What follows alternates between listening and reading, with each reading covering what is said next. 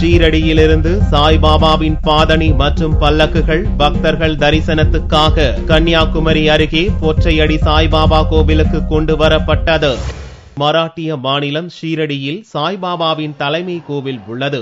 இந்த கோவிலில் பாபா பயன்படுத்திய பல்லக்குகள், பாதணிகள் உட்பட பல்வேறு பொருட்கள் உள்ளன. கன்னியாகுமரி அருகே பொத்தையடியில் உள்ள சாய்பாபா கோவிலுக்கு பக்தர்களின் தரிசனத்துக்காக ஷீரடியிலிருந்து பாபாவின் பாதணியும் பல்லக்கும் கொண்டு வரப்பட்டது.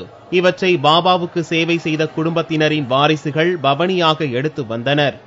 சீர்வடி சாய்பாபா மூலஸ்தானத்தில் இந்த பாதம் வச்சிருக்கிறாங்க.